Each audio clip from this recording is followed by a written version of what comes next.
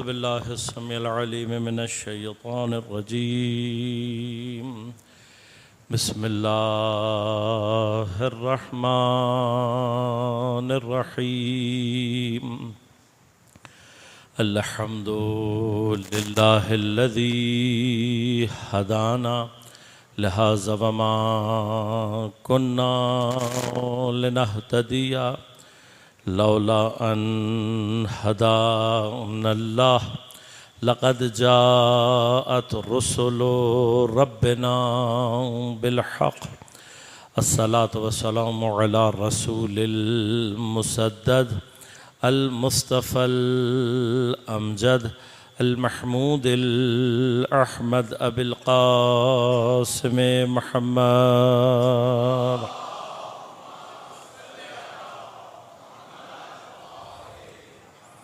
والصلاة والسلام على أسد الله الغالب غالب على كل غالب علي بن أبي طالب.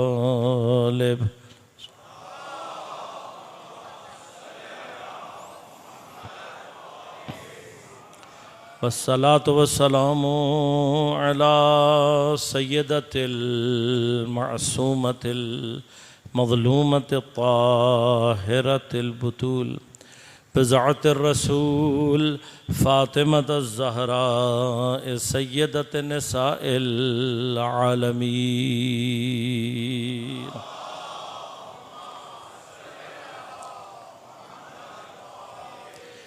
والصلاة والسلام على الحسن المجتبى والحسين المظلوم وأهل بيته الطيبين الطاهرين المعصومين المظلومين المنتجبين المنتخبين، لا سيما بقية الله في الأراضين، روحي وأرواح العالمين لتراب مقدمه الفداء.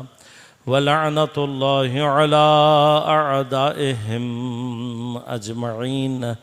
أما بعد، قال الله تعالى في كتابه الكريم: بسم الله الرحمن الرحيم.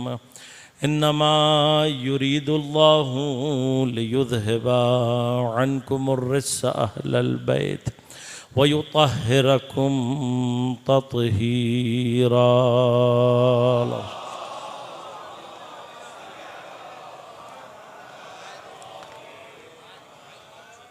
مومنین کرام، سامعین محترم، عزیزان گرام قدر، عزاداران سید الشہداء، آیے تطہیر اور مقام عصمت کے عنوان سے ہماری گفتگو کا سلسلہ جاری ہے سرنامہ کلام کے طور پر۔ آیے تطہیر کو انتخاب کیا اور آپ کی خدمت میں تلاوت کا شرف حاصل کیا۔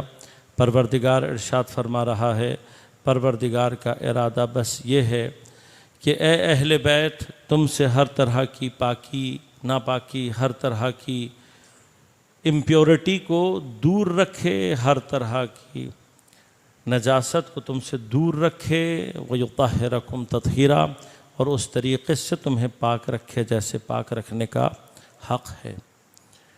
آپ کی خدمت میں میں نے عرض کیا، معصوم عصمت مطلقہ یا عصمت کبرائے الہیہ، یہ وہ مقام ہے جو بہت ہی باریک سا مقام ہے،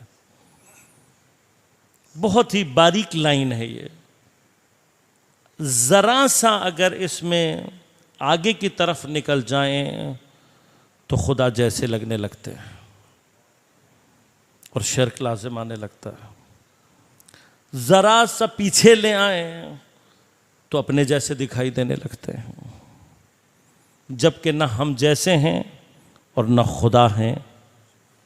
درمیان کا ایک ایسا رابطہ ہے کہ جو خدا نے اپنے اور دیگر بندوں کے درمیان قرار دیا ہے، اور یہ رابطہ ہیں، چونکہ واسطہ ہیں، چونکہ وسیلہ ہیں، خود اسی کیفیت کے اعتبار سے ان کو عصمت کبریٰ پر فائز ہونا چاہیے۔ خدا کی جانب سے غلطی نہیں ہونی چاہیے. اس غلطی نہ ہونے کو جو حفظ کرتا ہے اسے معصوم مطلق کہتے ہیں. لہذا اب عرض کروں گا آپ کی خدمت میں، جو چیز بعض اوقات ہمیں تھوڑا سا پریشان کرتی ہے وہ یہ ہے کہ ہم خدا کے علم اور خدا کے ارادے کو اپنے علم اور اپنے ارادے سے کمپیئر کر رہے ہیں. میرے ایک استاد تھے اسکول لائف میں، اردو پڑھاتے تھے. انہوں نے ایک مرتبہ کلاس میں ایک چھوٹا سا ٹیسٹ لیا، اور میں یہ سمجھتا ہوں بہرحال ان کا احسان ہے، سہیل خان نیازی صاحب، خدا ان کو طول عمر اور صحت عنایت کرے. ایک چھوٹے سے ٹیسٹ نے توحید کی ایک ایسی بنا ذہن میں قائم کی تھی جو آج تک محفوظ ہے. آ کر انہوں نے سب کو کہا کاغذ نکالو، قلم نکالو. ہم نے سمجھا سرپرائز ٹیسٹ آج لے لیں گے. اور جب ہم تیار ہو گئے، آمادہ ہو گئے، تو کہنے لگے کہ اب کاغذ پر کوئی ایک چیز ایسی بناؤ، کوئی مخلوق ایسی بناؤ کہ جو اللہ کی کسی بھی مخلوق سے کوئی مشابہت نہ رکھتی ہو. اب ہم بہرحال سارے بچے جتنے بھی تھے کلاس میں، انہوں نے اپنے طور پر کسی نے کچھ بنایا، کسی نے کچھ بنایا. اب علامت ہر ایک چیز کا کوئی نہ کوئی سر ہے، کسی کا کوئی پیر ہے، کسی کا کوئی ہاتھ ہے، کسی کی کوئی جسم ہے. تو وہ ریجیکٹ کرتے رہے. تو ایک ہمارا ساتھی جو تھا اس نے کچھ بنایا نہیں تھا کاغذ پہ. جب اس نے دیکھا سارے ریجیکٹ ہو رہے ہیں تو اس نے اپنا پرچہ دینے سے پہلے جلدی سے ایک ٹیڑھا سا دائرہ کھینچا اور دے دیا استاد کو. استاد نے دیکھا کہ یہ تو امیبا جیسا ہے. امیبا ہوتا ہے نا، ایک سنگل سیلولر آرگنزم ہوتا ہے جس کی کوئی شیپ نہیں ہوتی. سب فیل ہو گیا.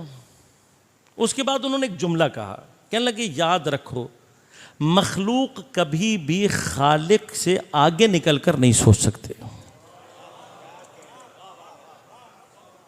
بھئی ہم جو کچھ بھی سوچیں گے، ٹیکنیکلی تھوڑا سا ہم جو کچھ بھی سوچیں گے، جو ان پٹ ہمارے پاس موجود ہے اس کی کمبینیشنز کے ذریعے سے ہی ہم آگے جا سکتے ہیں.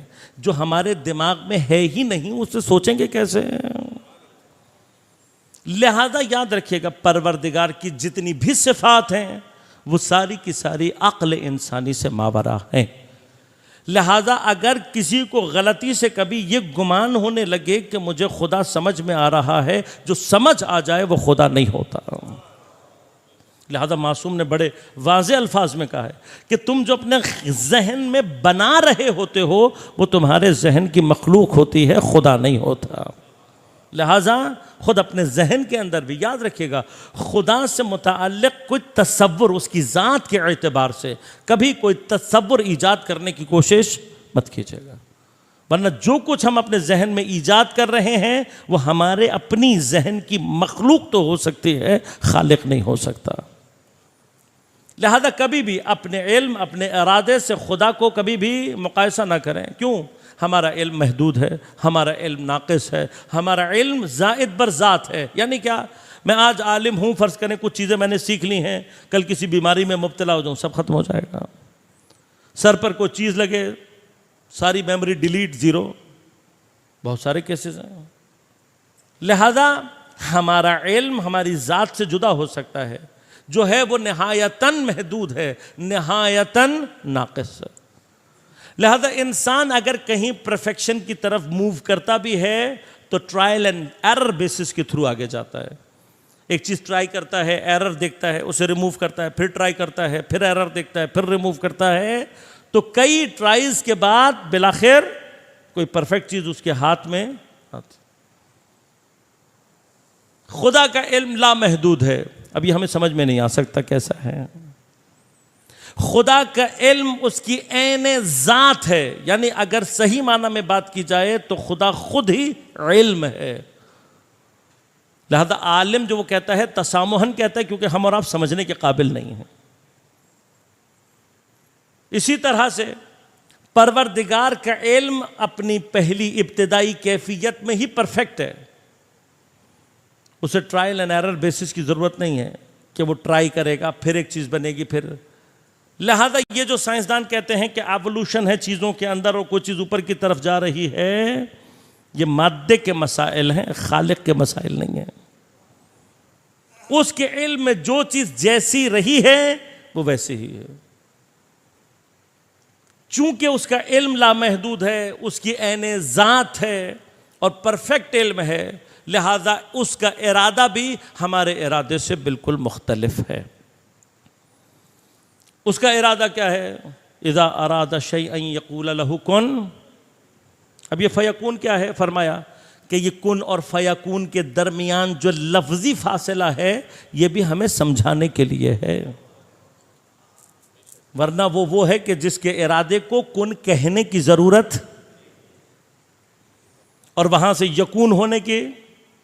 پس اب مسئلہ کیا ہے؟ مسئلہ یہ، جب وہ کن کہتا ہے تو پوری کائنات تکوین جو کچھ بھی ایگزسٹ کرتا ہے یہ اس کے ایک کن سے ہے، لیکن اب مسئلہ کیا ہے؟ اس کن کے مقابلے پر صلاحیت چاہیے۔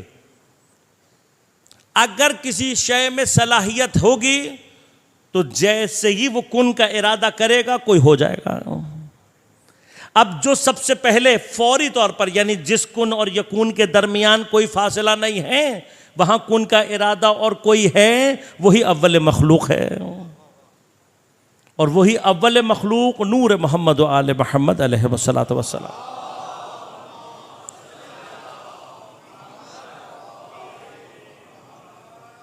اب یہ کن، اب غور کریں، ہم اور آپ ذہنی طور پر صرف تصور کر سکتے ہیں، اس سے آگے ہماری حیثیت نہیں ہے۔ جب سے ہے تب سے عالم ہے، جب سے عالم ہے تب سے مرید ہے، جب سے مرید ہے تب سے ارادہ موجود ہے، جب سے ارادہ موجود ہے تب سے کن، جب سے کن موجود ہے پہلا یکن موجود ہے نا؟ موجود ہے یا نہیں ہے؟ بھائی ہے۔ تو آپ کہیں گے اس کا مطلب کیا ہوا؟ اس کا مطلب تو یہ ہوا کہ جب سے خدا ہے تب سے محمد و آل محمد ہیں، کوئی مسئلہ نہیں اس میں۔ فرق کیا ہے؟ وہ خود سے ہیں، یہ اس سے ہیں۔ فرق یہ ہے، وہ خود سے ہے، یہ اس سے ہیں، اصل فرق یہی ہے۔ اہل بیت اطہار تمام اسماء صفات الہیہ کے حامل ہیں، مگر اس سے ہیں، خود سے نہیں ہیں۔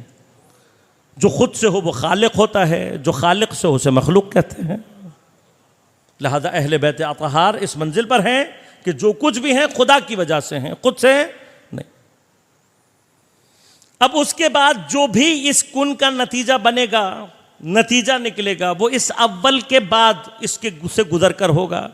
لہذا اس اعتبار سے کائنات میں جو بھی خلق ہوگا اس کا واسطہ فیض نور محمد و آل محمد علیہ الصلوۃ والسلام ہیں۔ اب اگر یہ غور کیجئے گا، یہ جو پہلی مخلوق وجود میں آئی ہے اس کے اندر ایک بھی خامی پیدا ہو گئی، وہ خامی کہاں جائے گی؟ کہاں جائے گی؟ خدا پہ جائے گی۔ پس عقلاً لازم ہے اگر خدا میں کوئی خامی نہیں ہے، اول مخلوق میں کوئی خامی، کوئی کمی، کوئی ریس، کوئی پاکی ناپاکی نہیں ہونی چاہیے۔ اب سوال صرف یہ ہے کہ یہ جو پہلی مخلوق بنے گی اس کیفیت کے ساتھ بنے گی، اسے ناپاکی سے دور کیا جائے گا یا رکھا جائے گا؟ رکھا جائے گا، آٹومیٹک ہے، خود بخود ہے۔ اب اس کے بعد جو کچھ بھی ہے وہ اپنی صلاحیت کے اعتبار سے ہے، لہذا قیامت تک جو بھی چیز خلق ہو رہی ہوگی وہ اسی کن کا نتیجہ ہے، لیکن اس کی جہاں صلاحیت تھی وہ وہاں اس شکل میں، اس وقت میں، اس زمان میں، اس مکان میں خلق ہوگی۔ مثلا میں جو پیدا ہوا اور جو کچھ بھی ہوں اسی کن کا نتیجہ ہوں، لیکن مجھے پیدا ہونے میں میرے ماں باپ سے لے کر حضرت آدم تک کا سلسلہ چاہیے۔ جب یہ سارا سلسلہ مکمل ہوگا، میرے والدین آپس میں ملیں گے اور وہ مکان اور وہ زمان آئے گا کہ میں متولد ہوں، وہ سارے کے سارے فیکٹرز جب آ جائیں گے، مکمل ہو جائیں گے، تب میرے اندر وہ صلاحیت پیدا ہوگی کہ میں اس کیفیت کے ساتھ دنیا میں آؤں۔ اب اس پورے سلسلے میں کہیں کوئی ایک چیز اوپر نیچے ہو جائے تو جو ہوگا وہ میں نہیں ہوگا، جو ہوگا وہ میں نہیں ہوگا۔ لہذا اب پروردگار کے جتنا بھی یہ جو کن ہے، تکوین ہے، جہاں کہیں پر بھی ہے یہ اسی کن کا ہے، لیکن سارے کا سارا جتنا بھی امر ہے وہ اول مخلوق سے گزر کر جاتا ہے، اور پھر جتنا آگے کی طرف شے اپنی صلاحیت کو جتنی دیر میں ظاہر کر رہی ہے، یقیناً اس کے اندر کوئی نہ کوئی ایسی کمی ہے جس کو وہ اس سے اگلے مرحلے میں آگے جتنا آگے جا رہا ہے کہیں نہ کہیں کوئی چیز ایسی ہے جو کم ہے۔ یہ مرحلہ ہے۔ اسی ارادے کے ساتھ اللہ کا ایک ارادہ ہے جو تشریعی کہلاتا ہے۔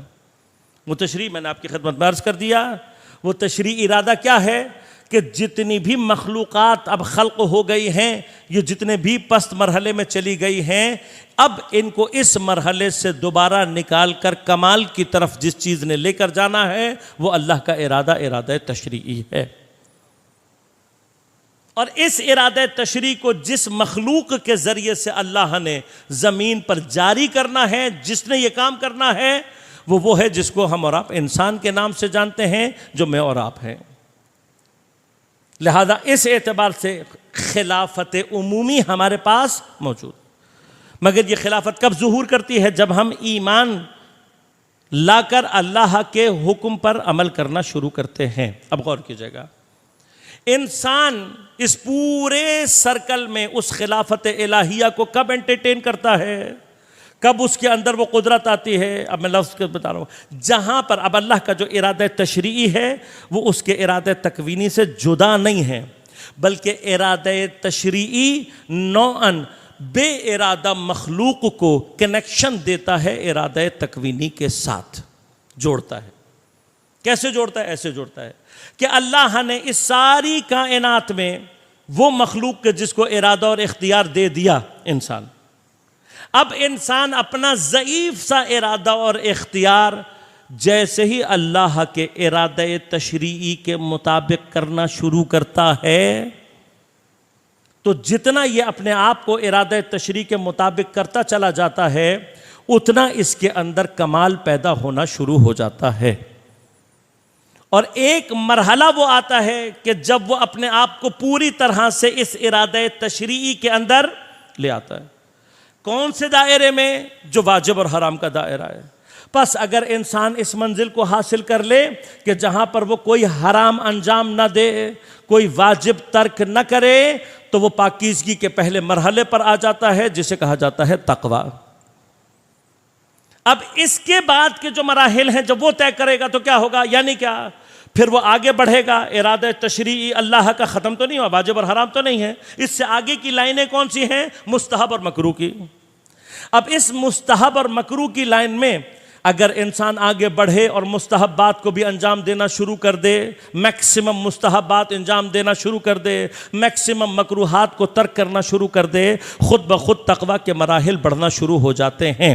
اب حدیث ہمارے پاس موجود ہے، حدیث قدسی ہے، پیغمبر کو ارشاد فرما کر پروردگار فرماتا ہے، اے میرے حبیب میرے بندوں سے کہہ دو، جب یہ واجبات کی ادائیگی، حرام چیزوں سے اجتناب کے بعد یہ نوافل ادا کرتے ہیں، مستحبات انجام دیتے ہیں، تو اس مرحلے میں ایک مقام وہ آتا ہے کہ جہاں میں اپنے بندے کا وہ ہاتھ بن جاتا ہوں جس سے وہ کام کر رہا ہوتا ہے، میں اس کی وہ آنکھ بن جاتا ہوں جس سے وہ دیکھ رہا ہوتا ہے، میں اس کا وہ کان بن جاتا ہوں جس سے وہ سنتا ہے۔ اب یہ کون سا مرحلہ ہے؟ یہ وہ مرحلہ ہے کہ جہاں پر اس عبد نے اپنے ضعیف سے ارادوں کو خدا کے ارادے کے تحت لانا شروع کر دیا۔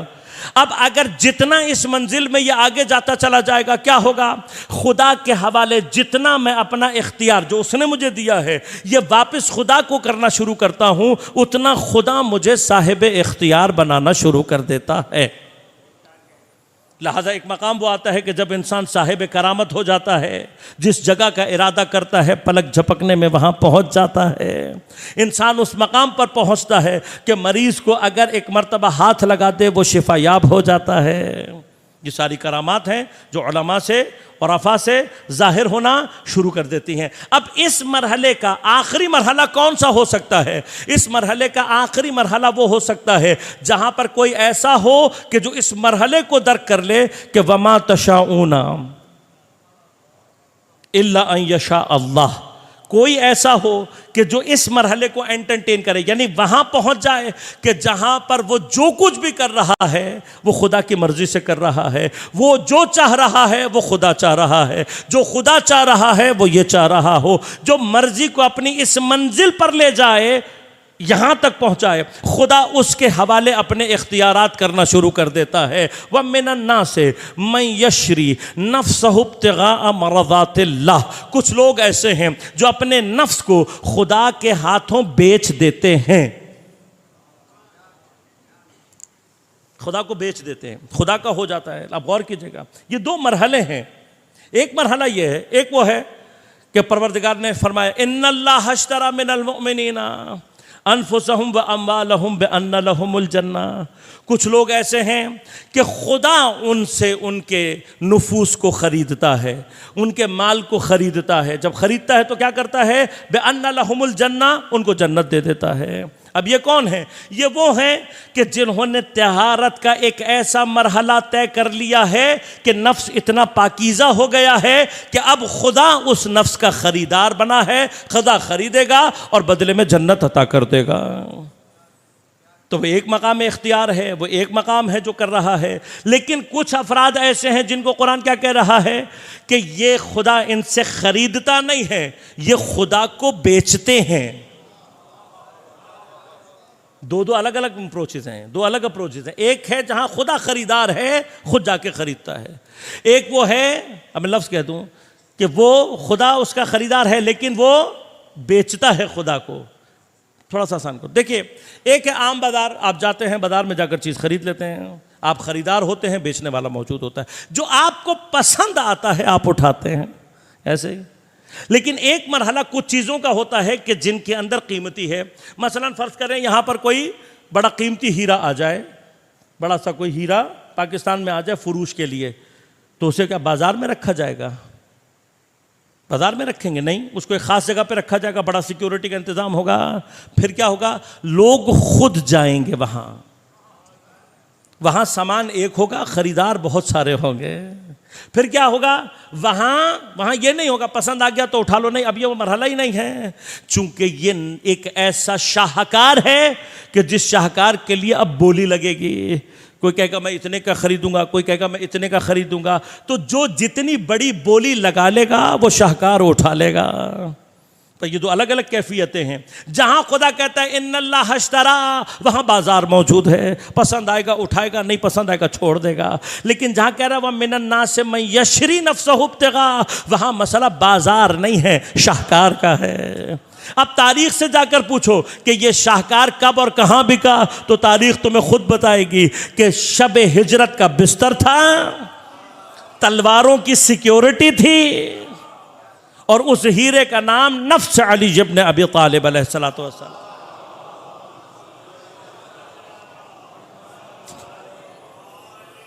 قیمت کیا لگائی ہے اللہ نے؟ قیمت لگائی ہے مرضات اللہ۔ کیوں؟ اس لیے کہ یہ اس مرحلے پر ہے کہ جہاں وہ جانتا ہے کہ یہ غلطی نہیں کرے گا۔ خوب، یہاں تک مرحلہ اگر سمجھ میں آ گیا تو اب آپ کی خدمت میں عرض کروں غور سے۔ مرحلہ یہ ہے، یہ جو آخری پوائنٹ ہے، یہاں تک ہاتھ پکڑ کر لے کر جانا کہ جہاں کوئی غلطی نہ ہو، انسان اس جگہ تک پہنچ جائے، تو جو خود اس منزل پر ہو اگر اس سے غلطی کا امکان ہو تو کسی اور کو کہاں سے لے کر جائے گا؟ پس اس منزل کے لیے کوئی ایک ایسا ہونا چاہیے کہ جسے اللہ نے ہر غلطی سے پاک رکھا ہو اور وہ دوسروں کو اس مقام تک پہنچا سکے۔ پہنچا سکتا ہے یا نہیں؟ جناب حضرت سلیمان کے مرحلے میں السلمان منا اہل البیت کہہ کر اہل بیت نے بتا دیا تم ہمارے ہو جاؤ، ہم تمہیں یہاں تک پہنچا دیں گے۔ لہذا عصمت کی ضرورت ہے عقلی، لیکن مسئلہ کہاں آتا ہے؟ مسئلہ یہاں آتا ہے علم الہی۔ ہم سمجھتے ہیں جیسے ہمارا علم ویسے خدا کا علم، ایسا نہیں ہے۔ لہذا اب ہوتا کیا ہے؟ ہم یہ کہتے ہیں کہ مثلا تو اللہ کو پتا تھا کہ یہ غلطی نہیں کریں گے، اس لیے غلطی نہیں کر رہے ہیں۔ اللہ کو پتا ہے کہ میں یہ غلطی کروں گا، اس لیے میں غلطی کر رہا ہوں۔ یہ پرابلم ہے نا بھائی۔ عصمت کے مرحلے میں جو پرابلم آتی ہے وہ یہاں آتی ہے۔ بھائی اللہ کو معلوم تھا یا نہیں کہ یہ غلطی کریں گے یا نہیں؟ اللہ کو معلوم تھا کہ نہیں کریں گے، تو پھر وہ غلطی کیسے کریں گے؟ لہذا ہم نے کیا سمجھا ہمارے علم کی طرح سے کہ ہمارا علم کسی کے اختیار اور ارادے کو سلب کرتا ہے۔ لہذا میں نے آپ کو کچھ دن پہلے کہا تھا، یہ جو آرٹیفیشل انٹیلیجنس میں انسان سمجھتا ہے کہ میں کسی کو ارادہ اور اختیار دے دوں گا، نہیں، یاد رکھے گا انسان کا علم قید لے کر آتا ہے، خدا کا علم آزادی لے کر آتا ہے، بس خدا کے علاوہ کوئی نہیں کر سکتا۔ اب مشکل کیا ہے، ہم یہ سمجھتے ہیں کہ اگر خدا کے علم میں ہے تو ہم مجبور ہیں، اور یہ پرابلم کہاں آتی ہے؟ یہ پرابلم وہاں پر آتی ہے جب ہم ماضی کے معاملات کو حل کر رہے ہوتے ہیں۔ اب آپ ماضی کے معاملات حل نہ کریں، میں آپ کے لیے معاملے کو تھوڑا سا حل کراؤں گا انشاءاللہ، شاید یہ مرحلہ آپ کے لیے ہمیشہ کے لیے حل ہو جائے۔ کبھی بھی علم الہی کے اور اپنے اختیار کے معاملات کو ماضی میں نہ تلاش کریں، فیوچر میں تلاش کریں۔ مثلا میں ابھی پانی پیوں گا یا نہیں، یہ خدا کو معلوم ہے یا نہیں؟ معلوم ہے خدا کو، لیکن کیا میں پانی صرف اس وجہ سے پیوں گا کہ خدا کو معلوم ہے؟ یعنی میں جب پانی پی رہا ہوں گا تو میں اپنی مرضی سے پی رہا ہوں گا، یعنی میری وہاں کوئی مرضی کو ارادہ ہوگا یا نہیں؟ میں آٹومیٹک چونکہ اللہ کے علم میں ہے اس لیے میں چاہوں یا نہ چاہوں پانی پی لوں گا۔ لہذا جب آدمی فیوچر کو سامنے رکھ کر علم الہی سے اپنے آپ کو ملاتا ہے، اپنے آپ کو دیکھتا ہے، تو جو آزادی یہاں آپ محسوس کر رہے ہیں، ہر مخلوق کو جس کو اللہ نے صاحب ارادہ بنایا ہے اس کے پاس یہ آزادی ہوتی ہے، اب وہ چاہے غیر معصوم ہو چاہے معصوم ہو۔ لہذا معصوم بھی اپنے تمام افعال میں، اپنے تمام کاموں میں اختیار اس کے پاس موجود ہے، لیکن اب اس تمام اختیار، اس تمام عصمت، اس تمام کیفیت کے ساتھ یاد رکھے گا معصوم بنیادی طور پر، اب اللہ تبارک و تعالیٰ نے جس طرح سے ہمیں خلق کیا، ہمارے اندر اللہ نے صلاحیتوں کو دیکھا تو ہمیں خلق کیا، اور ہم جیسے اس کے علم میں تھے ویسے خلق ہو گئے، لیکن اس کے مرحلے میں بھی اللہ نے کہیں نہ کہیں ہمیں اپنے علم کے مرحلے میں آزمایا ہوا ہے، اس کے علم میں ہم جو حیثیت رکھتے تھے اسی حیثیت سے ہم خلق ہوئے ہیں۔ بس اللہ تعالیٰ بغیر کسی کو آزمائے مقام عطا نہیں کرتا، ہر مقام پر اس نے آزمائش کی ہے، ٹیسٹ کیا ہے، اس کے بعد کوئی مقام عطا کیا۔ اور جب دنیا میں آتے ہیں تو دنیا کے اندر بھی اللہ ہر ایک کے لیے کوئی نہ کوئی آزمائش رکھتا ہے، لیکن معصوم کی آزمائش کیا ہے؟ گناہ نہیں کرے گا، یہ تو اللہ کو بھی اعتبار ہے۔ وہاں مرحلہ کیا میں نے آپ سے عرض کیا تھا، وہاں اللہ اب یہ دیکھنا چاہتا ہے یہ ترک اولا بھی کرے گا یا نہیں، یہ اس پرفیکشن کو ظہور دے گا یا نہیں جو میں نے اس کے اندر رکھی ہے یا نہیں۔ لہٰذا خود اہل بیت معصوم کی حیثیت زمین پر کیا ہوتی ہے؟ معصوم ہمارے لیے، ہم جتنے بھی انسان ہیں ہمارے لیے اللہ کا امتحان معصوم کی ذات ہے، لہذا ہمارے سارے ٹیسٹ کس کی نسبت سے لیے جائیں گے؟ امام کی نسبت سے۔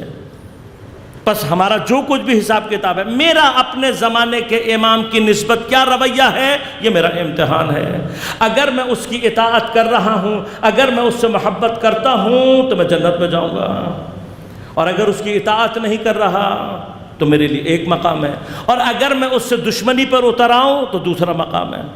اب اس بین شیطان کو جو اللہ نے اجازت دی ہے، گرچہ شیطان یہ بات جانتا ہے کہ یہ جو معصوم ہے یہ غلطی وہ بھی جانتا ہے، اس نے حد کا کہا الا عبادک منہم المخلصین، جو مخلصین ہیں اس کو میں بہکا ان کو نہیں کر سکتا، لیکن شیطان اپنے کام کا اتنا پکا ہے کہ جہاں اس کو یہ بھی معلوم ہے کہ میں اس معصوم کو بہکا نہیں سکتا، ایک مرتبہ اس کے خلاف کوشش ضرور کرتا ہے، ٹرائی ضرور مارتا ہے۔ کیوں؟ اس لیے کہ اس کو ایک گمان یہ ہے کہ اگر اس مخلوق سے ایک غلطی بھی ثابت ہو گئی میں کامیاب ہو جاؤں گا، لہذا اب وہ اپنا لشکر تیار کرتا ہے۔ میں نے آیت پڑھ دی تھی، وَاسْتَفْزِزْ بِصَوْتِكَ، جاؤ اور جا کر ان کو اپنی آواز سے بہکاؤ، وَاجْلِبْ خَيْلَكَ وَرِجْلَكَ، اور اپنے لشکر تیار کر، اپنے سوارے تیار کر، اپنے پیادے تیار جا کر۔ اللہ بھی چیلنج کر رہا ہے۔ اب یہ چیلنج کہاں ہے؟ صرف ہمارے اور آپ کے لیے نہیں ہے، حتیٰ معصوم۔ اب غور کیجئے گا، شیطان کا لشکر بنے گا کب؟ جب معصوم کے سامنے آئے گا۔ یہ مرحلہ ہے نا، بالآخر شیطان کا لشکر کب بنے گا؟ جب معصوم کے سامنے آئے گا۔ اب یہ لشکر معصوم کے سامنے آنے کے بعد طول تاریخ میں اس لشکر نے کیا کیا؟ معصومین کو اذیت دے دی۔ کون لوگ ہیں جنہوں نے اپنے گناہوں سے خدا کے سامنے وہ مقام ثابت کر دیا کہ خدا نے ان پر ہدایت کے دروازے بند کر دیے؟ اب جب خدا نے ان کے اوپر ہدایت کے دروازے بند کیے تو اب خدا انہیں ڈھیل دیتا ہے، انہیں اختیار دیتا ہے، انہیں قدرت دیتا ہے، انہیں غلبہ دیتا ہے تاکہ ان پر اتمام حجت کرے اور وہاں سے اپنے بندوں کو آزمائے۔ اب اس میں معصوم بھی ہے اور غیر معصوم بھی۔ اگر غیر معصوم کا رابطہ ان سے ہو تو خدا ہم اور آپ سے یہ نہیں کہتا کہ تم آہ نہ کرنا، مجھ سے اور آپ سے یہ نہیں کہتا کہ تم آنسو مت بہانا، مجھ سے اور آپ سے نہیں کہ کوئی مجھ سے اور آپ سے وہ کہتا ہے کوئی بات نہیں، تکلیف پہنچی آہ کیا کوئی مسئلہ نہیں، اگر تھوڑا سا گریہ کیا کوئی مسئلہ نہیں، کوئی تھوڑا سا شکوہ کیا کوئی مسئلہ نہیں، کیوں؟ تم غیر معصوم ہو۔ لیکن اس پورے لشکر کو اسفل سافلین تک پہنچانے کے لیے جس سے آزماتا ہے وہ اپنے زمانے کا معصوم ہوتا ہے۔ لہذا معصوم کے مقابلے پر یہ آتے ہیں اور معصوم پھر ان کے مقابلے پر اپنا الہی اختیار استعمال نہیں کرتا۔ کیوں؟ کیونکہ یہاں پر ذات معصوم آزمائش ہو رہی ہوتی ہے، خود معصوم کی ذات ہوتی ہے کہ جو آزمائش کا مرحلہ بنی ہوتی ہے۔ اب آزمائش دونوں طرف ہے، وہ آزمائے جا رہے ہیں ان کے ذریعے سے، یہ آزمائے جا رہے ہیں ان کے ذریعے سے۔ یہ جتنا ظلم کریں گے اتنا پستی میں جاتے چلے جائیں گے، وہ جتنا صبر کرے گا خدا کو کامیاب کرتا چلا جائے گا۔ لہذا تاریخ میں جتنے بھی انبیاء کے ساتھ یہ واقعات پیش آئے اس کی وجہ کیا ہے؟ اس کی وجہ یہ ہے نبی اللہ کا وہ شاہکار ہے کہ جس پر خدا کو اعتماد ہے کہ یہ گناہ نہیں کرے، غلطی نہیں کرے گا، لیکن اب خدا دیکھنا چاہتا ہے کہ میرے بندے آزمائش کے مقابلے میں، آزمائش کے مرحلے میں صبر کو کہاں تک لے کر جاتے ہیں۔ لہذا ہم جو کہتے ہیں کہ محمد و آل محمد علیہ السلام کا مقام، اللہم صلی اللہ علیہ وسلم،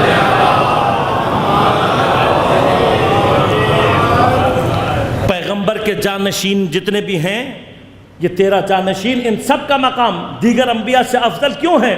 اس لیے کہ تاریخ نے نقل کیا ہے ہر نبی نے بالآخر ایک کسی نہ کسی مقام پر پہنچ کر اپنی امت کے لیے بد دعا کی ہے جس کی وجہ سے عذاب نازل ہے۔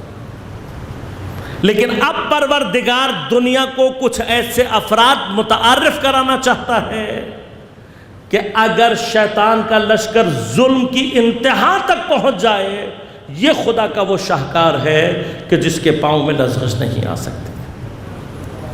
اور اس مرحلے میں کہ کوئی خدا کے ایسے شاہکار کو اپنے تمام کمال کے ساتھ ظہور دے، زمین پر سوائے سید الشہداء کے کوئی اور نہیں ہے۔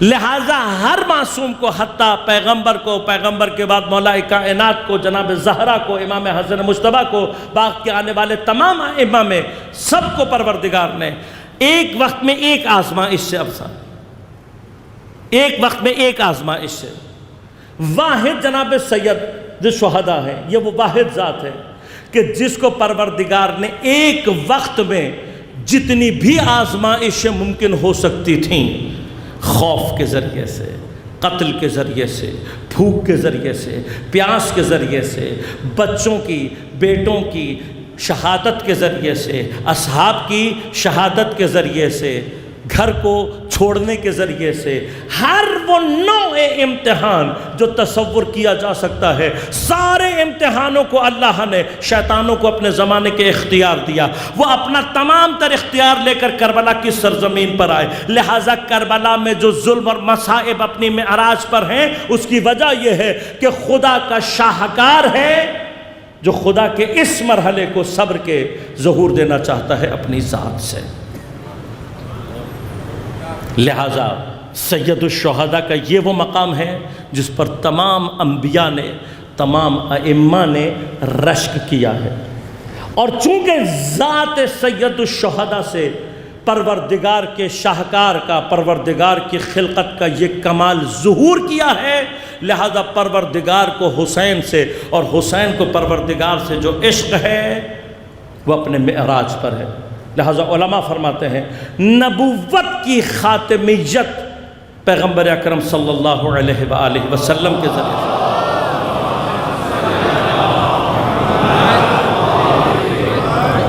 لیکن عشق کی خاتمیت کو اللہ نے سید الشہداء کے ظہور وجود سے ظہور دیا۔ اب اس کا معنی یہ نہیں ہے، فوراً عرض کر دوں کہ کسی کے ذہن میں یہ آئے کہ خدا نخواستہ پیغمبر اکرم عشق کے اس مقام پر نہیں ہے یا اللہ ان کے عشق نہیں ہے۔ یہ جو 14 ہیں ان کے بارے میں ہمیشہ ایک بات یاد رکھیے گا، یہ پروردگار کی قدرت کا وہ کمال ہے۔ میں نے کل عرض کیا تھا کہ اس نے ایک کمال یہ خلق کیا کہ کثرت کو پیدا کیا، انیکویلٹی کو پیدا کیا، لیکن جہاں اس نے کائنات میں اتنی انیکویلٹی پیدا کی، اس انیکویلٹی کے درمیان سے اس نے اپنے کمالات کو ظہور دیا۔ وہاں پر اس نے ایک مخلوق ایسی بھی بنانی تھی کہ جہاں پر تمام انیکویلٹیاں ختم ہوں اور اس طریقے سے کوئی موجود ہو کہ جو ایک ہوتے ہوئے 14 قالب میں نظر آئے۔ اب یہاں پر جو اللہ تعالیٰ نے تعداد رکھی ہے وہ علم خدا میں 14 سے اوپر نہیں جاتے، علم خدا میں وہ 14 ہے۔ لہذا 14 معصومین کیوں ہیں؟ اس لیے کہ علم خدا میں ان کی اندر 14 سے زیادہ کی 14 سی تعداد اللہ کے علم میں نہیں ہے، لیکن یہ 14 اللہ نے اب ایسے بنا دیے ہیں جو کسی ایک سے ظہور کرے گا وہ سب سے کر سکتا ہے۔ بس کوئی ایک مقام کسی ایک کے لیے ثابت ہو جائے باقی سب کے لیے ہو جائے گا، لیکن چونکہ میں اور آپ سمجھنے کی صلاحیت نہیں رکھتے اس لیے اس نے اس کو 14 حصوں میں تقسیم کیا ہے۔ بس اگر نبوت اپنے کمال کے ساتھ کسی وجود سے ظہور کر رہی ہے تو باقیوں کے لیے بھی ثابت ہے، اگر ولایت کسی کے وجود سے اپنے آپ کو کمال دے رہی ہے باقیوں کے ثابت ہے، اگر اسی طرح سے عشق کسی کے وجود سے ظہور کر رہا ہے باقیوں کے لیے ثابت ہے، عصمت کسی ایک ظہور سے وجود کرے گی باقیوں کے لیے خود بخود ثابت ہوتی چلی جائے گی۔ لیکن یہ تمام مقامات اللہ نے ہر ایک کو اس کے اپنے علم کے مطابق جو جہاں پر تھا دیا، لیکن ایسا نہیں ہے کہ معصومین کو اللہ نے بغیر کسی امتحان کے معصوم بنایا۔ لہذا غور کیجیے گا، ایک مرحلہ ہے تزکیے کا جو میں نے آپ کی خدمت میں عرض کیا۔ تزکیہ کیا ہے؟ ناپاکیوں ناخالصیوں کو اپنے وجود سے ختم کرنا۔ ہمارے لیے مرحلہ طے ہوتا ہے، تدریجاً ہم اوپر آتے ہیں، سٹیپ بائی سٹیپ اوپر آتے ہیں، تقویٰ کی منزل کو حاصل کرتے ہیں، ہمارے اندر سے یہ کثافتیں یہ امپیورٹیز کم ہوتی چلی جاتی ہیں۔ ایک مرحلہ آتا ہے کہ جب انسان اتنا پاک ہو جاتا ہے کہ نہ کوئی حرام انجام دیتا ہے اور نہ کوئی واجب ترک کرتا ہے۔ اگر انسان اس منزل پر پہنچ جائے اسے کہتے ہیں تزکیہ، یہ تزکیے کی منزل ہے۔ لہذا تزکیے کی کیفیت کو بعض علماء نے اور بعض عرفاء نے بڑی اچھی طرح سے ایک شباہت دی ہے کہ جب ہم حیوان کا تزکیہ کرتے ہیں، حیوان کا تزکیہ اس کو ذبح کر کے ہوتا ہے۔ حلال گوشت جانور ہے، کیا حلال گوشت جانور کا میں کبھی بھی گوشت نکال کر کھا سکتا ہوں؟ ہر کنڈیشن میں کھا سکتا ہوں؟ نہیں، حلال گوشت ہے، لیکن جب تک تزکیے کے مراحل سے نہیں گزرے گا اس کا گوشت میں کھانے کی اجازت۔ بس اللہ نے اس مرحلے پر بھی ایک پاکیزگی کو رکھا ہوا ہے۔ بس جانور کا تزکیہ کیسے ہوتا ہے؟ اس کو ذبح کیا جاتا ہے، باقی تمام شرائط کے ساتھ کہ قبلہ رخ ہو، چھری تیز ہو، لوہے کی بنی ہو، قبلہ رخ ہو، اللہ اکبر، خدا کی خاطر، خدا کے نام کے ساتھ۔ خود جو تزکیہ اور ذبح کا پروسیس ہے وہ کیا ہے کہ آپ اس طریقے سے اس کی گردن کو کاٹیں کہ 4 رگیں اس کی پے در پے کٹ جائیں، ایک کے بعد ایک 4 رگیں کٹ جائیں۔ وہ 4 رگیں جو کٹتی ہیں ان میں سے 2 خون کی ہیں، ایک سانس کی ہے اور ایک خوراک کی ہے۔ یہ 4 رگیں اگر آپ نے کاٹ دی گردن کی تو یہ اس کا ذبح شرعی مکمل ہو گیا۔ خون نکل جانے کے بعد یہ گوشت آپ کے لیے کیا ہے؟ پاک، اب آپ کھا سکتے ہیں۔ کہ جیسے حیوان کا تزکیہ ہے اسی طرح سے نفس انسانی کا تزکیہ ہے۔ 4 رگیں انسان کے اندر ایسی ہیں کہ اگر انسان ان 4 رگوں کو کاٹ دے اس کا نفس پاک ہو جاتا ہے۔ وہ 4 رگیں کون سی ہیں؟ ایک رگ اس کے اندر رگ بخل ہے، کنجوسی کی رگ۔ دوسری رگ اس کے اندر رگ جبن ہے، بزدلی کی۔ ایک رگ اس کے اندر رگ ظلم ہے اور ایک رگ اس کے اندر رگ شہوت ہے۔ یہ 4 رگیں کٹ جائیں تو جو انسان ان 4 رگوں کے کٹنے کے بعد بنتا ہے وہ پاکیزہ نفس ہوتا ہے۔ لہذا جب بخل کی رگ کٹتی ہے تو انسان میں سخاوت پیدا ہو جاتی ہے۔ جب جبن کی بزدلی کی رگ کٹتی ہے تو اس کے اندر شجاعت پیدا ہو جاتی ہے، جب ظلم کی رگ کٹتی ہے تو اس کے اندر عدالت پیدا ہو جاتی ہے، اور جب شہوت کی رگ اس کے اندر کٹتی ہے تو اس کے اندر عفت اور حیا پیدا ہو جاتی ہے۔ بس جب تک یہ چار صفات انسان کے اندر پیدا نہیں ہوتی اس کے نفس کا تزکیہ نہیں۔ لہذا اب میں نے اپنے لیے خود دیکھنا ہے کہ آیا میں اپنے نفس کا تزکیہ اب تک کر پایا ہوں یا نہیں۔ ایک مرتبہ تزکیہ ہو جائے تو تزکیے کے بعد اب یہ آمادہ ہیں اس لیے کہ اس کی طہارت کی جا سکے۔ طہارت بھی پاک کرنے کو کہتے ہیں، لیکن فرق کیا ہے؟ فرق یہ ہے کہ طہارت کا تعلق ابھی تک جو نجاستیں تھیں، جو رجس تھا، اس کا جو تعلق تھا وہ اصل کے گروتھ کی جو بیرونی کیفیت ہے، خارجی کیفیت ہے، اس سے ہے، چیز اگ نہیں پائے گی۔ لیکن ایک مرتبہ اگنے کے بعد یہ بہترین پھل دے سکے، اس کے اندر کوئی خود خرابی نہ ہو، یہ کیڑوں سے محفوظ رہے، پس اس مرحلے میں ایک مرحلہ تطہیر ایسا ہوتا ہے کہ اس کے اندر کوئی ایسی قوت ایجاد کر دی جائے کہ اب کوئی شے آ کر اس کو خراب نہ کر سکے۔ پس یہ جو پاکیزگی کا اثر ہے اس کو طہارت کہتے ہیں۔ اب اللہ تبارک و تعالی نے یہ جو مرحلہ طہارت ہے، یہ جو مرحلہ ہے تطہیر کا، اس کو اہل بیت کے لیے کس طرح سے قرار دیا اور کس طریقے سے ان کو پاک رکھا ہے۔ وہ مرحلہ کون سا ہے جو تطہیر کرتا ہے؟ اس مرحلے کو کہتے ہیں امتحان، جو انسان کے اندر تطہیر کو ایجاد کرتا ہے۔ یعنی امتحان اگر صحیح معنی سے ہو جائے کسی کا اور کوئی امتحان کے مرحلے سے گزر جائے تو امتحان میں کامیابی کا نتیجہ وجود کے اندر تطہیر کی صورت میں ظہور کرتا ہے۔ لہذا تمام جتنے بھی مصائب ہیں، جتنی بھی پریشانیاں ہیں اور جتنے بھی امتحانات الہیہ ہیں، ان کا فلسفہ بنیادی طور پر انسانوں کے اندر معنوی تطہیر کو ایجاد کرنا ہے۔ پس جس امتحان سے آپ گزریں گے، جتنے کامیابی سے گزر جائیں گے، اتنا ہی آپ کے اندر تطہیر پیدا ہو جائے گی۔ اس وجہ سے مولا کائنات فرماتے ہیں کہ خدا سے یہ دعا مت کیا کرو کہ پروردگار مجھے کسی امتحان میں مبتلا نہ کر، پروردگار مجھے کسی مشکل میں مبتلا نہ کر، پروردگار مجھے کسی پریشانی میں مبتلا مت کر۔ کہا یہ دعا مت کیا کرو، کیوں؟ اس لیے کہ اگر امتحان نہیں ہوگا تو تطہیر بھی نہیں ہو پائے گی، اور پروردگار کا کام ہے تطہیر، وہ کرے گا۔ لہذا تطہیر ہوگی تو پھر کیا ہوگا؟ امتحان ہوگا، مشکل آئے گی۔ لہذا فرمایا یہ مت دعا مانگا کرو، اس نے حتماً تمہارا امتحان کرنا ہے، حتماً تمہیں مشکل میں ڈالنا ہے۔ دعا یہ کیا کرو کہ پروردگار تو جو امتحان لینا چاہتا ہے، تو جیسا امتحان لینا چاہتا ہے، مجھے اس میں صبر عنایت کر اور استقامت عنایت کر۔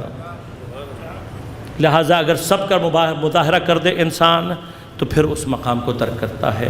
اب صبر کہاں تک کروں؟ میرا صبر کہاں تک جا سکتا ہے؟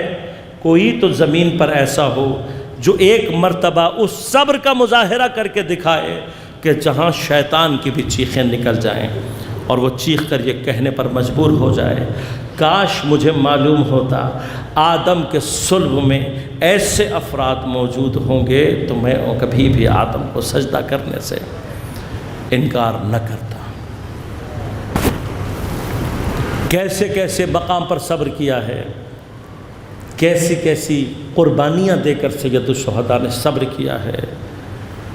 جب انسانی عقل کربلا دیکھتی ہے تو سوائے حیرت کے کوئی اور مقام انسانی عقل کے لیے نہیں۔ وہ قیمتی سرمائے جو سید الشہداء نے ہم جیسے گنہگاروں کی تطہیر کے لیے، ہمیں مقام کمال تک پہنچانے کے لیے، زمین پر حکومت الہیہ کے قیام کے لیے دیے، ان میں سے ایک قیمتی قربانی سید الشہداء کا بھتیجا، امام حسن مجتبیٰ کا بیٹا جناب قاسم ابن الحسن علیہ السلام۔ اگر اہل بیت اگر امام حسن مجتبی اللہ کا ہیرا ہے تو قاسم امام حسن مجتبی کا ہیرا ہے۔ 13 برس کا سن ہے جناب قاسم کا، اور اس 13 برس کے سن میں میرے مولا کے اس فرزند نے اپنی کم سنی میں عرفان کی وہ داستان رقم کر دی ہے کہ بڑے بڑے عرفاء اس ایک جملے کو سن کر سر دھنتے ہیں کہ یہ بچہ اس عمر میں کس مقام پر تھا۔ چچا میرا نام ہے شہداء میں، قاسم تم شہادت کو کیسا پاتے ہو؟ عجیب مقام ہے نا، انسان سوچے تو صحیح۔ ہم سے کوئی کہہ دے مرنے جانا ہے 2 منٹ کے لیے تو سوچیں گے، خدا جانے جناب قاسم عرفان کے کس مرحلے پہ ہیں۔ یہاں حضرت کا سوال ختم ہوا ہے، وہاں جناب قاسم کے منہ سے نکلا ہے احلی من العسل، شہد سے زیادہ شیریں، خدا جانے کس عرفان پر ہے۔ اب اگر شہد سے زیادہ شیریں کہہ رہے ہیں تو کربلا میں اس کا اظہار بھی ہو گیا ہے۔ شاید کوئی بچہ کسی میٹھی چیز کے لیے اتنی ضد نہیں کرتا ہوگا جتنا جناب قاسم نے عاشور کے دن شہادت کے لیے ضد کی۔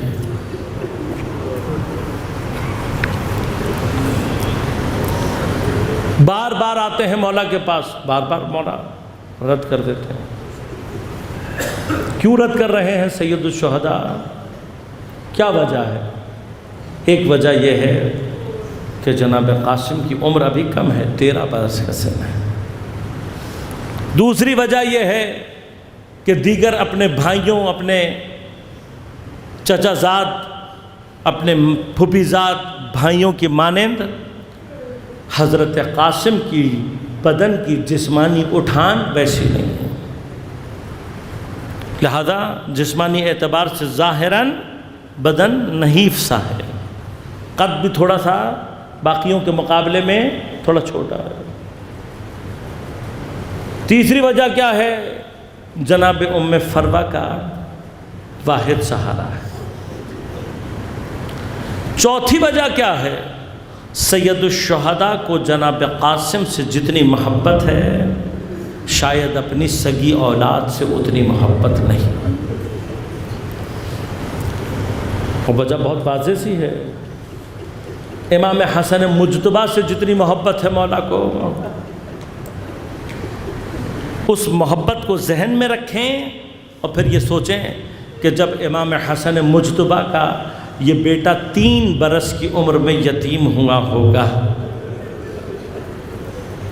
یہ سیرت اہل بیت ہے، یہ سیرت سید الشہداء ہے۔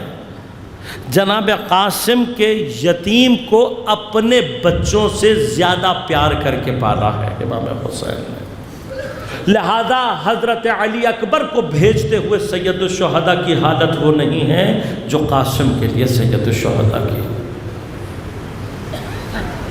اور ایک مرتبہ جب رد کیا تو حضرت پشت خیمہ جا کر گھٹنوں میں سر دے کر باقاعدہ رونا شروع کر دیا جناب قاسم۔ راوی کہتے ہیں روتے ہوئے ایک مرتبہ بازو پر بندھے ہوئے تعویذ کی طرف متوجہ ہوا۔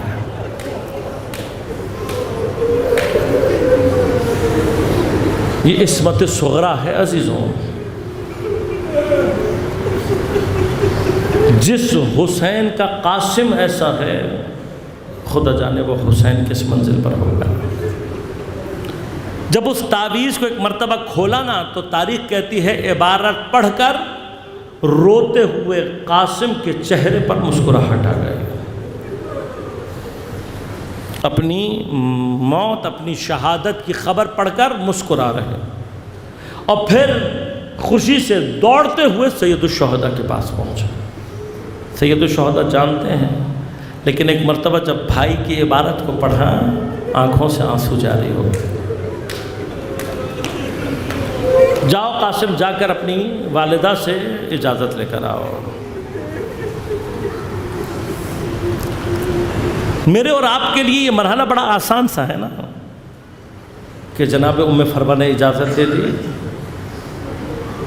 ایک ماں جس کا اکلوتا سہارا ہے جناب قاسم، اس بیٹے کو ایک حتمی شہادت کی اجازت دینا، اور بیٹا بھی پھر کوئی عام بیٹا نہیں ہے، جناب قاسم ہے، بیٹا بھی کوئی عام بیٹا نہیں ہے. اس قدر حسین تھے جناب قاسم کہ جب میدان میں آپ نے اپنے چہرے سے نقاب کو الٹا تھا تو دشمن کے فوجی دیکھ کر یہ کہہ رہے تھے کہ ایسا لگ رہا تھا جیسے چاند کا ٹکڑا زمین پر اتر آیا. جو اپنے قاتل کی نگاہ میں اتنا خوبصورت ہو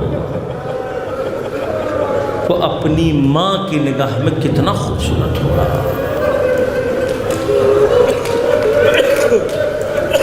لیکن میرا سلام ہو جناب ام فروا کے عرفان پر،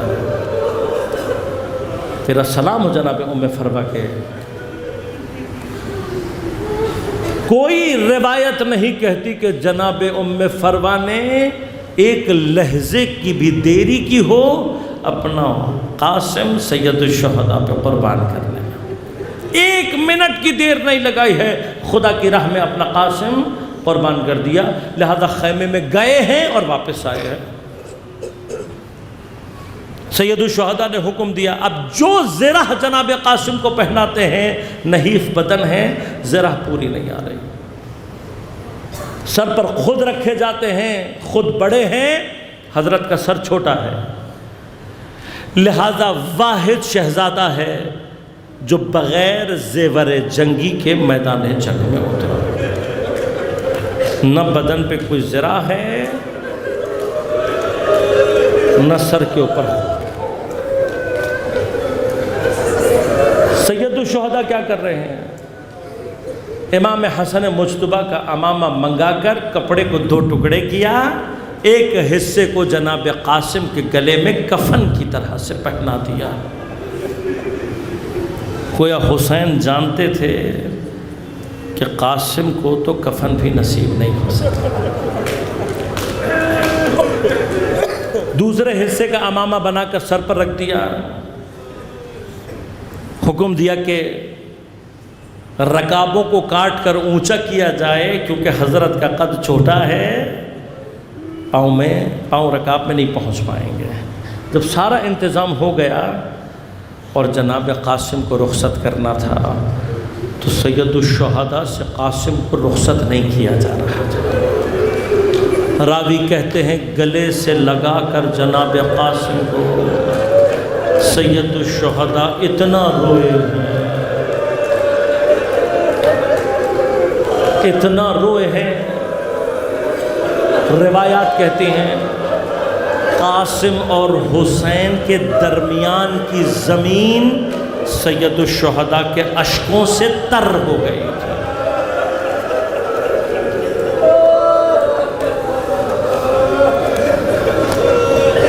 بعض راوی کہتے ہیں حتیٰ سید الشہداء پر غشی طاری ہو گئی.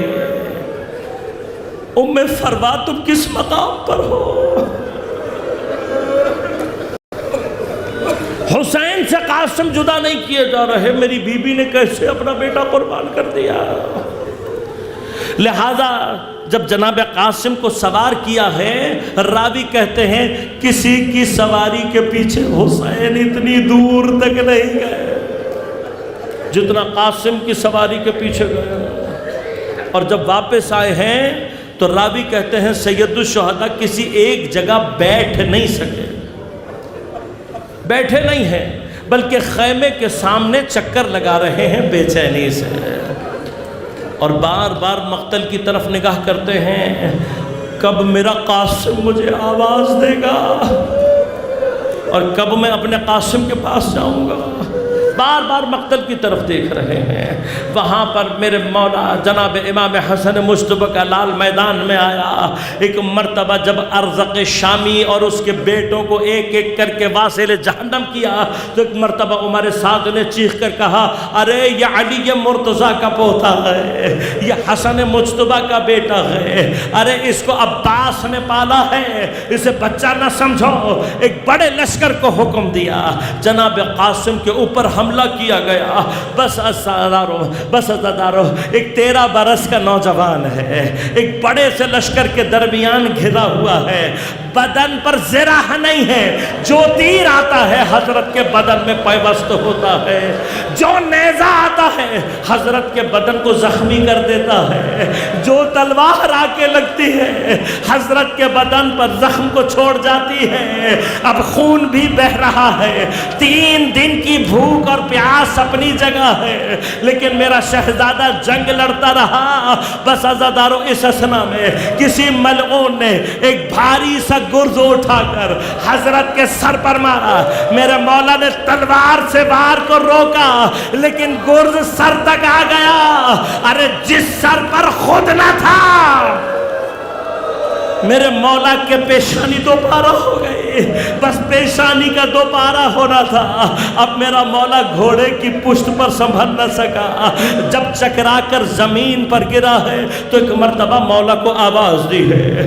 لیکن آیت اللہ جعفر شوشتری علیہ الرحمہ خصائص حسینیہ میں لکھتے ہیں ہر شہید نے گرتے ہوئے سید الشہداء کو سلام کیا تھا، لیکن قاسم اپنی محبت کی وجہ سے سلام نہیں کیا بلکہ گرتے ہوئے ایک مرتبہ کہا یا امو ادرکنی،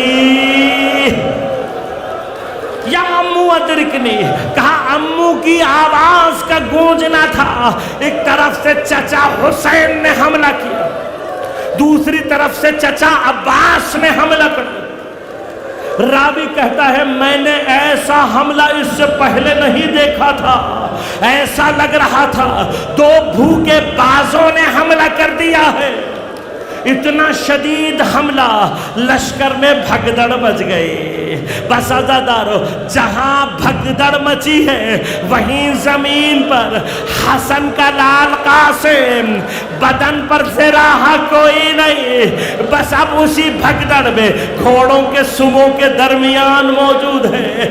آیت اللہ نے لکھا کسی شہید نے امام حسین کو 1 سے زیادہ مرتبہ آواز نہیں دی، لیکن قاسم نے سید الشہداء کو کئی مرتبہ پکارا ہے، کئی مرتبہ پکارا۔ کہا جب بھی میرے مولا کے بدن پر کسی گھوڑے کا سم لگتا تھا قاسم ایک مرتبہ تڑپ کر آواز دیتے یا امو ادرکنی، یا امو ادرکنی، یا امو ادرکنی۔ وہاں حسین قاسم کے نزدیک پہنچنے کی کوشش کر رہے ہیں، بس جب قاسم کے نزدیک پہنچے ایک مرتبہ خود کو گھوڑے سے گرایا حسین نے اور گھٹنیوں کے بل قاسم کی طرف جانا شروع کیا۔ اب جب قاسم کے نزدیک پہنچے حسن کا لال درد سے ایڑیاں رگڑ رہا تھا۔ جیسے ہی حسین کی خوشبو کو محسوس کیا حسین کی آغوش میں شہادت کا جام نوش کر لیا۔ بس حسین نے ایک نگاہ قاسم کے اوپر ڈالی، پھر ایک مرتبہ اپنے رخسار کو قاسم کے رخسار پر رکھ کر عجیب انداز سے کہا اے میرے بیٹا، اے میرے بیٹے قاسم، اے میرے بیٹے قاسم، حسین کو معاف کر دینا، اے میرے بیٹے قاسم حسین کو معاف کر دینا۔ ارے حسین کو تجھ تک پہنچنے میں بہت دیر لگ گئی۔ مولا کتنی دیر لگی؟ ایک مرتبہ ابا کے دامن کو پھیلایا، ارے قاسم کو جمع کیا، ابا کے دامن میں اٹھا کر خیمے کی طرف جا رہے ہیں۔ ارے